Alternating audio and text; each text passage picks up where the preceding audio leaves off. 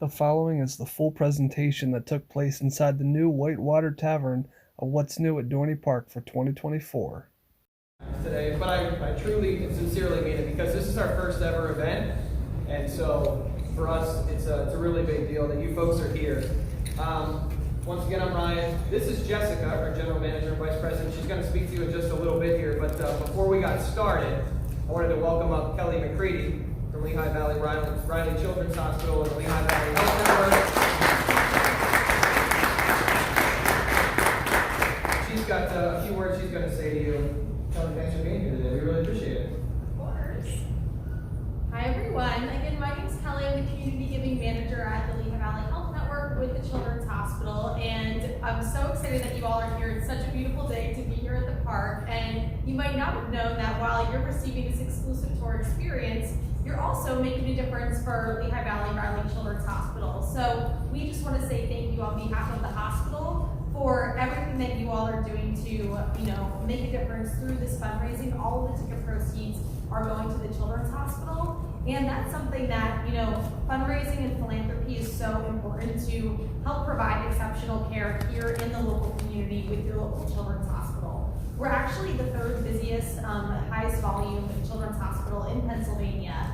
And your fundraising efforts are really going toward helping things like our emotional support of our patients and families, things that insurance doesn't cover, like our child life specialists and our social workers, and making sure that kids, families, their siblings receive that care for their emotional well-being and allow them to just be kids and play and have things like toys and coloring books and all of those things. But also there's a lot of families who have financial hardships and they might not be able to pay for things like transportation, lodging, meals, and philanthropy is so important to make sure that, no matter what the financial circumstances are, that we're also able to extend that hand and extend that support while they're going through maybe a challenging experience. But also another way that philanthropy and these dollars are just so impactful is, again, making sure that we're giving the best care close to home so that families in our community don't have to travel hours away to, another children's hospital, that we're making sure that we're having the best doctors, the best team, the best equipment to make sure that the best care is here in the Lehigh Valley. So we are just so appreciative of your all support and the fact that Dorney Park is putting on this event and thought of us to be the recipients of it. So I hope you enjoy your tour, but again, thank you so much for what you're doing and hope you enjoy your day.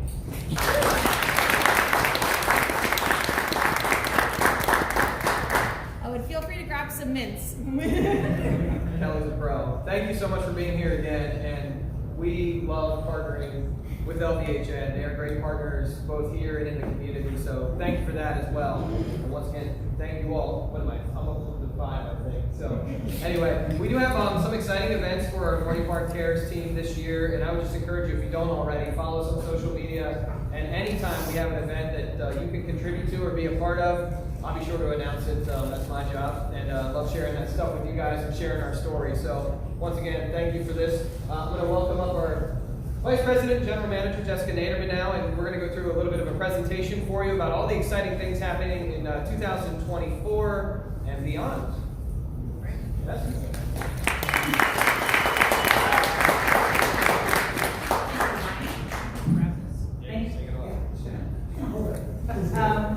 Thank you, Ryan. And like Ryan said, we are really, want to extend our gratitude for you coming today and supporting our first ever Chillout, as well as the Riley Children's Hospital. So I appreciate it so much. We're really excited for you guys to see what we've been doing here this off season, and I think it's going to be one of the record books here at Dorney Park. At the end of this presentation, we'll do a brief Q&A, so there will be some time for you guys to ask questions, both Brian and myself. I'll do my best to be transparent and answer honestly. I normally get some good curveballs, so you guys always keep me on my toes. I will say that. All right, so welcome to our first ever winter Chillout, and the sizzle video for Iron Menace.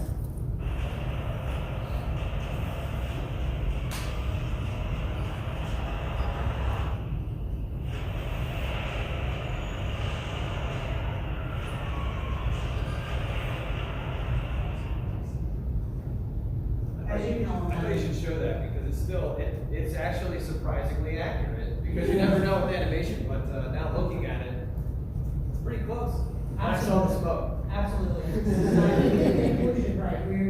not about that. But we are thrilled about Iron Menace, and I'm so excited for you all to get down to the site and actually get up close and personal with the ride. It's different when you're driving on Hamilton Avenue, you're kind of looking down at the ride, but when you're on the midway, it is right there. I mean, it is really impressive. You can get super close to the bottom of the drop. The emblem is so dynamic, it looks fantastic on the midway. And it really changes when you turn the corner and you start walking towards that possessed midway area. I mean, it's just right in front of you. So I'm thrilled for you guys to see it. Most of you are familiar with all the elements here of this ride. I'd like to tell the story that originally, I think I was talking with Aaron, I was doing an interview for Amusement Today. Yeah, I was doing an interview for Amusement Today, and he said, "What is your favorite feature on the ride?" And I was like, "The drop." Because originally, the 95-degree drops was not a part of the plan. And I had went to sleep in my ballerina t-shirt and got up the next morning and had an email from Switzerland that said, "Hey, we were able to give you guys a 95-degree drop." And I was like, "Yes." And then of course, Ryan's like, "Hey, can you go to sleep in a Giga t-shirt?" And I'm like, "All right, come on now, give me a break." So I just want to say, like, I was sharing with other people, I think with Cliff, once again, so this will come out in an article, that we had several dive coaster options. We had one that was over 200 feet tall, and other people were like, "Oh, why did you do that?" The layout just wasn't as dynamic. And I thought for the options that we had, I think there were 3 total. This one was the most compelling from a ride experience standpoint. So obviously the Edelman and the zero G roll, as they call it, flat spin. The tilted loop is fantastic. If you go down Lincoln, it just lines up perfectly with the ride. So B&M did a great job taking that particular space and really fitting it in. And I think it's great. I cannot wait to ride it. Yes or no?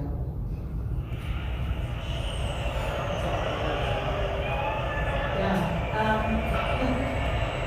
So I was at the POV. We're hoping this week to actually send our first train around. We originally had plans to do it tonight, but we had to delay, unfortunately, until sometime this week. So be on the lookout. We will send our first train through the entire circuit, and of course we won't get to stop on the carriage the first time. So we're being cautious. So sorry to get that for you today, but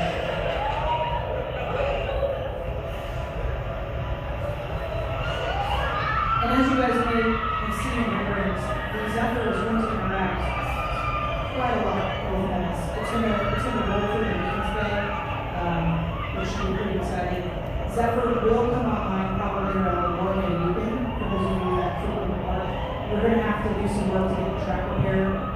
Obviously, the construction, there's been a lot of track remodeling and vehicles going in that area, so we're going to need some time to get the track back in place. But it should be a Memorial Day weekend. These are our trains. We recently, it's not in Scoto, have put a Iron Menace on the front of the very first car. Decal, it looks really fantastic.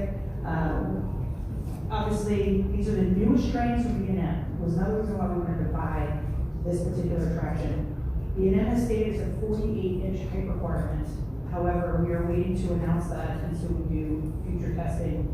We want to make sure that the dynamics of the ride are not too aggressive for a 6-year-old rider. 48 inches, the CPC charts are about 6.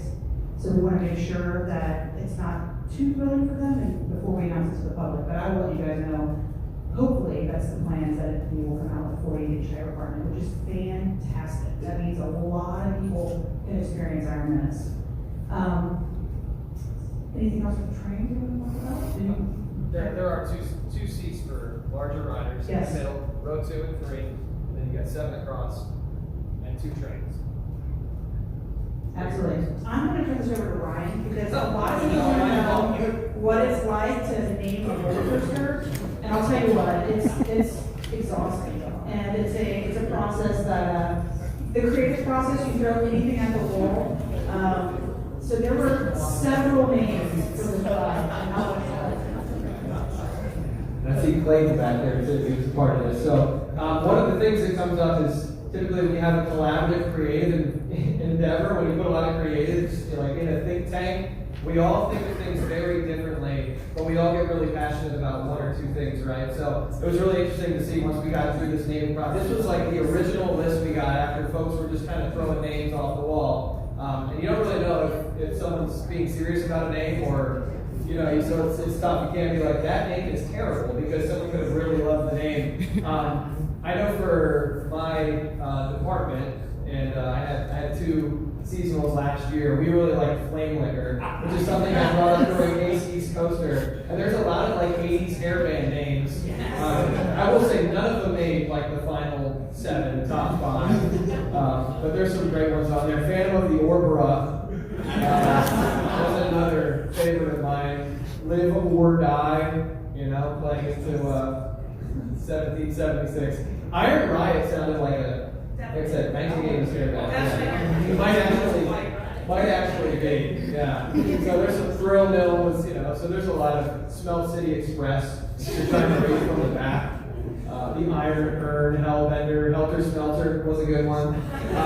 But ultimately, when it came down to it, I think we had 5 total. You take those through a copyright and trademark process. I think 2 were eliminated quickly. And the 3 I remember having were Iron Raven, Iron Menace, and Iron Inferno.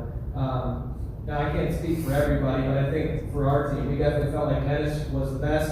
And I think a lot of folks in Charlotte felt the same way because when you start to incorporate the backstory and you start thinking about Iron Menace McTavish, Clayton could really talk to this back there. Everybody waved to Clayton with the black hat. I was trying to hide. But Clayton's done so much of this story. We really appreciate Clayton. But I think that name connected the best. Not only with kind of that paranormal environment, but then also obviously iron and when you have iron and steel force right next to each other, right? It just, I don't know. Sometimes it's hard to take the slam dunk, but that name certainly felt like a slam dunk. So that kind of gives you some insight in the naming process.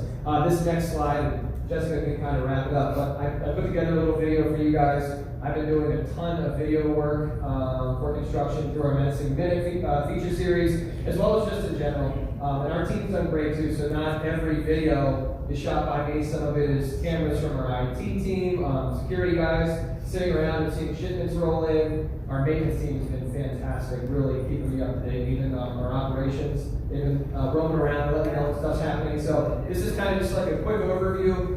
Some of the videos you guys like the most on social media. 1 minute, I'll let it play through. Plus, you guys got to listen to the Menacing Minute music one time because I've had to listen to it about 300. And that's the last month, so you get to struggle through it as well.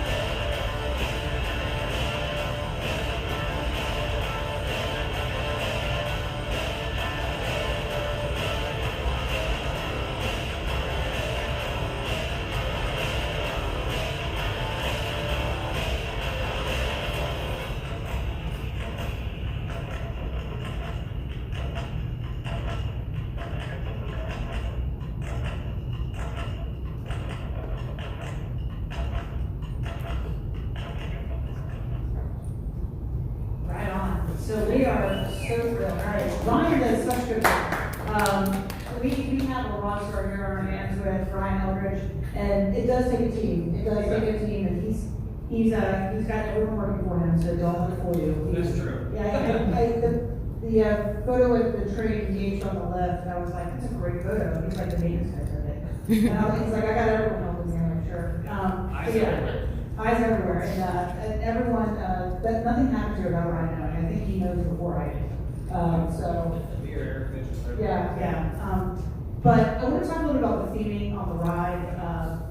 The story, the backstory. We have Clayton here from XDS, our corporate office. He happens to be here because the team that is executing the thematic story, Kingman Productions out of Cincinnati, Ohio, is driving today to be on site and to put the finishing touches on here. We have a smokestack. There's been a lot of conversation about the smokestack, more than you would ever imagine. But it's pretty cool. I think that it's going to be really dynamic. It's going to elevate what Dorney Park does. Anything else you want to add, Clayton, about the thematic story? Without giving it all, I mean, we got some things up our sleeves. I don't know if I want to give it all away, but I'll let Clayton come up and say a couple words. Come on up. Come on up.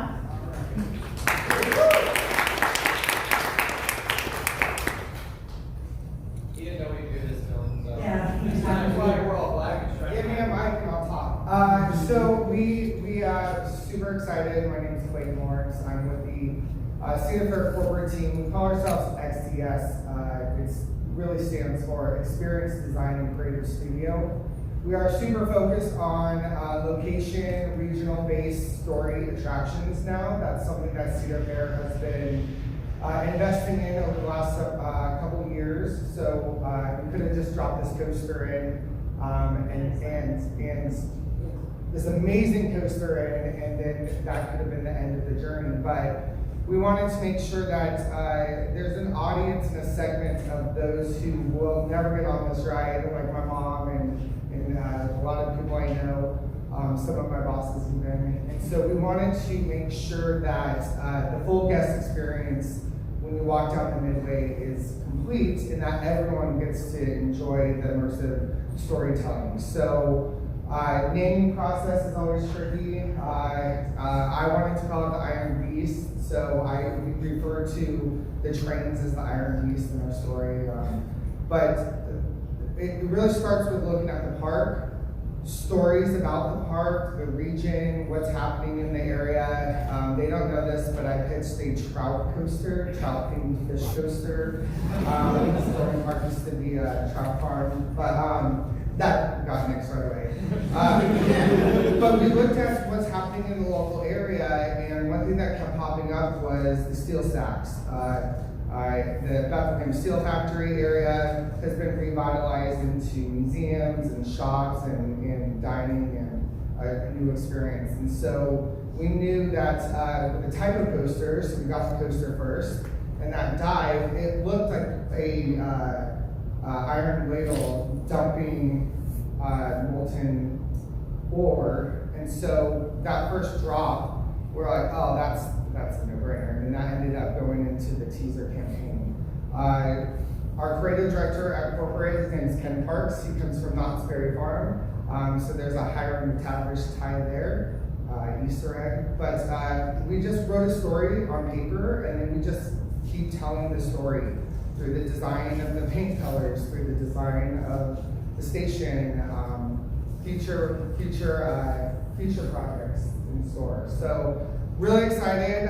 This is really, we're making a big splash with our story coaster here at Dorney Park. So we have a couple projects this year specifically that centers around the story. Top Hill 2 at Cedar Point we're working on, and then over at both Camp Snoopy's at Knott's Berry Farm and Kings Island. So I'm really excited for you guys to see it all come together. The pieces and things are changing by the day, hour, minute, but we're really proud of what's happening, and you guys will see a lot of the story out in the field today. So yeah, there's my nickel pitch.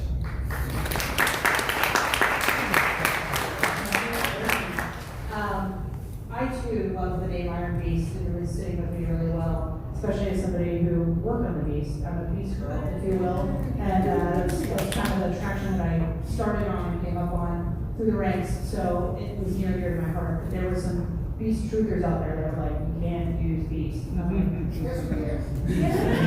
Anyways, I think we went in on a great name, so it's super exciting. Piggybacking on what Clayton said, it's not just about, and I think Cedar Fair has a really good approach right now as we're starting to put in attractions. It's not just about putting in the hardware. It's more. It's about the entire experience. It's about the dining. It's about comfortable places to sit. It's about merchandise. It's really bringing an area together to really create an immersive experience. To the Steel Yard. It's going to be the new area down there. Like I said, Dorney Park hasn't really leaned into this before, outside of Planet Movie, I'd say. But we are thrilled to actually bring an area to our park this year.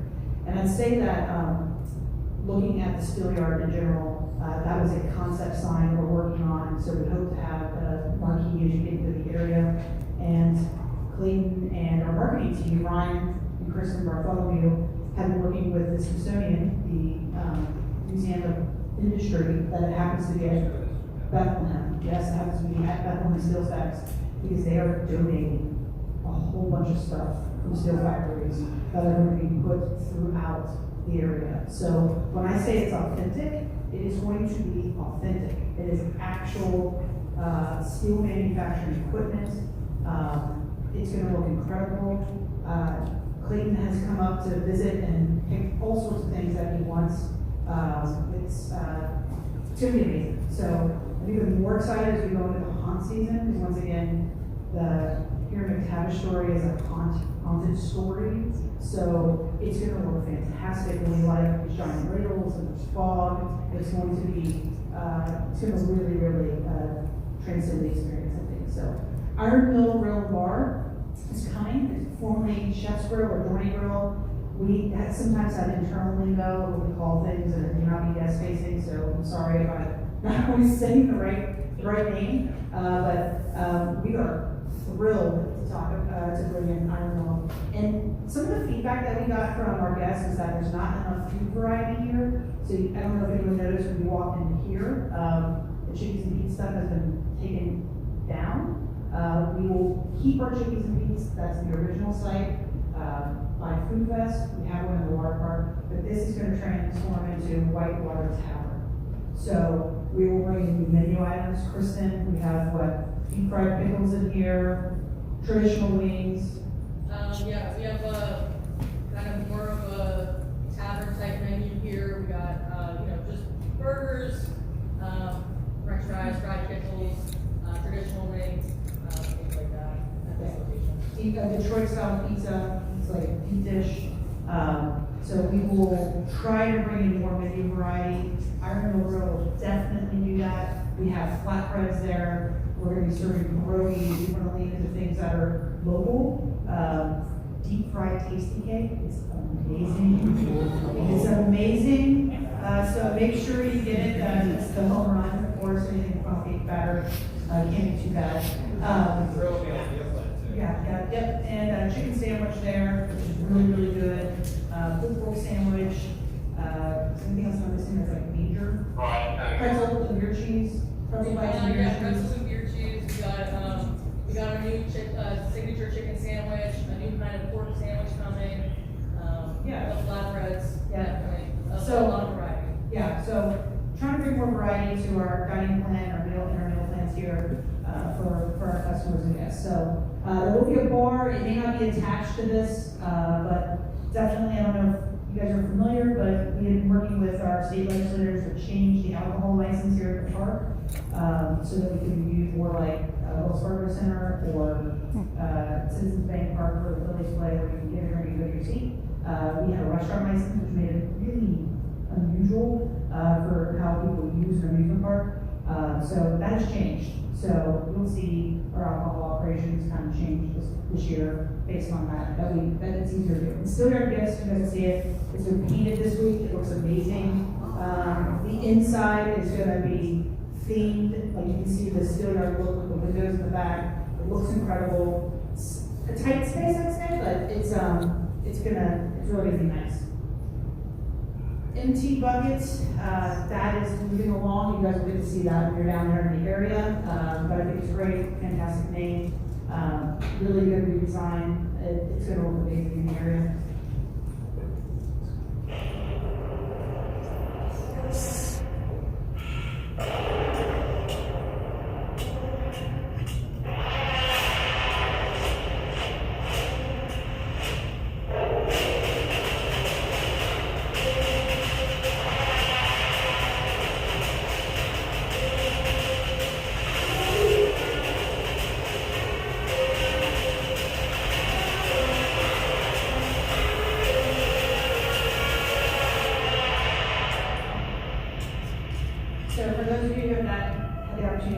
ghosting machine, it is a Knox quality maze. It is like nothing on the East Coast, I promise. It's that well done. I remember, I'm very proud of ghosting machine. It was one of those things that someone asked me last year, was proud of. I was like, ghosting machine? Ghosting machine. It's absolutely incredible. I remember walking in and going through the first time, and I was like, it's terrifying, there's nobody in it, which is fantastic. Telling my boss, I'm like, it's great, it's incredible. Anyways, hold on. We will have the house lights on down there for you guys today, if you guys want to go through and take photos. We won't have any schematic stuff going, but house lights for sure, for you guys to check out. Thunderhawk, I know everyone's been getting some grief online, like, we haven't forgot about Thunderhawk. We're ready to.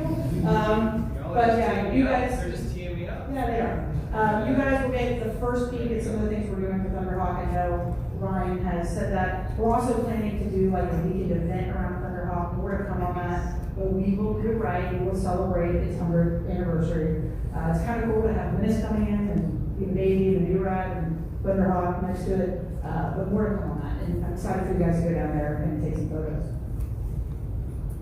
Control booth is still for us, right after forever, so I'm like, hey, we got new mighty gates last year, new control system this year, so the chain moves quicker. I don't know if people recognize that, and you've seen it cycling here, but we're commissioning a new bar that's going to be up here by Coasters on the midway, that we're getting here in the red.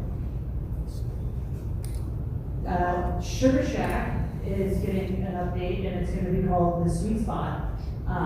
And we're really excited for that. We're going to move away from what Bob, I don't know if you guys met Bob, he was the one out at the cart this morning.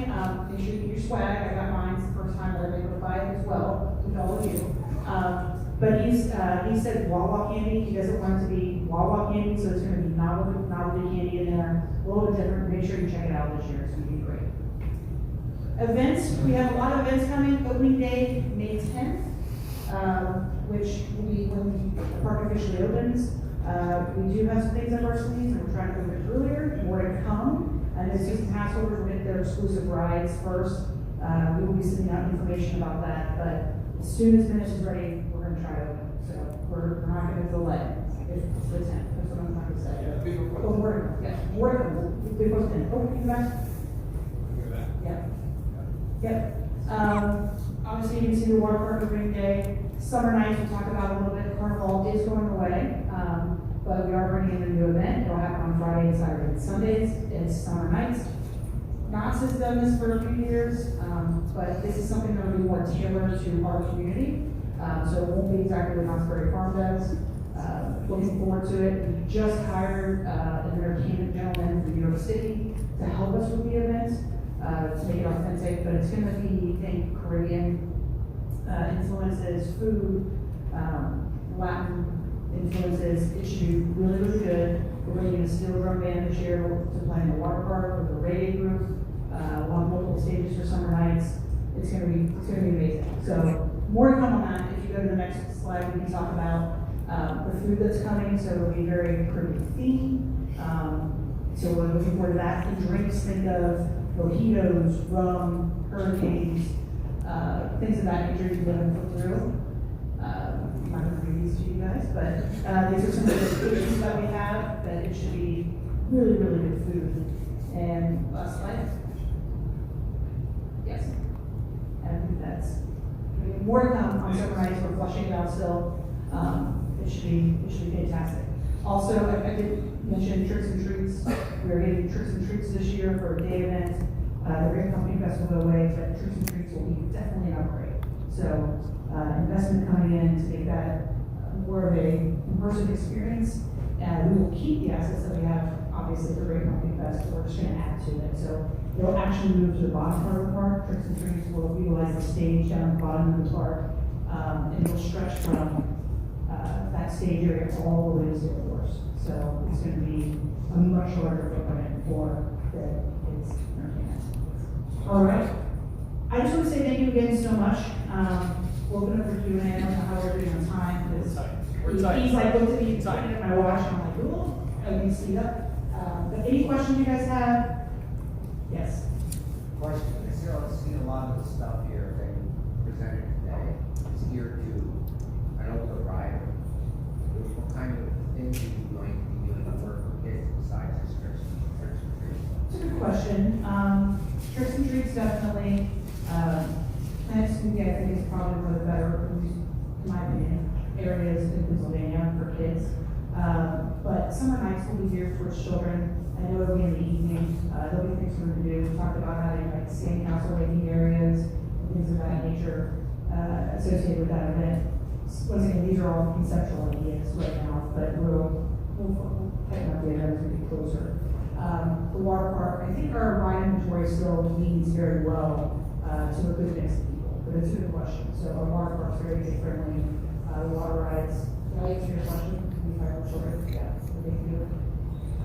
I have a question about disasters. You talked about the theming area of the steel works where Dorney was. Does that really sits in the middle? Do you guys see that transforming as well to meet that theme? We've talked about changing the logo, and giving it a rebrand and like painting it. Unfortunately, I think with some of the constraints of all the things we had to get done this year, it won't happen this year. But we've definitely discussed it, and it's definitely in the back of our minds. It's a great question. I don't expect you this year. Yeah. It's definitely a good question. But Possessed already had a name that kind of worked for the haunted steel thing, which I'm like, great. So yeah, but maybe we were looking at the logo, we talked about it, and it came to me, we talked about it. Silly question, but you throw the term dive coaster. What exactly is a dive coaster? It's a great question. So a dive coaster in particular is a B&M manufactured ride. It's a dive because of the unique hold that it has. The holds. It holds. It can hold for 4 seconds when you get to the top, and kind of just lets you contemplate the decision you made. So I would say that that's the point of the dive, is that when you get to the top, it'll do a hold, and then it'll go. And normally you need to for trains that I love what Elizabeth Regas said about Ace. I thought Regas was really good about it's like theater, a dive coaster, because there's 7 of you in the front row as opposed to 2. So it's a little bit different of an experience riding that way. We're gonna do one more question and we're gonna wrap up so we can use the restroom and get everybody moving. So one more question, anybody? That's kind of, are you sure? Yeah, I'm sure. I don't want to take away somebody else's. Yeah, okay, that's nice. And no one else is saying that, so it's all you. Oh, no, that's good. Sunglasses. It's a okay. Is there any way we can know about that tour and put a poster over it? It literally just looked like all lift, and then it was not compelling. And I say it was not compelling. Yeah. Got some reminders to give before you start. Thank you, Jessica.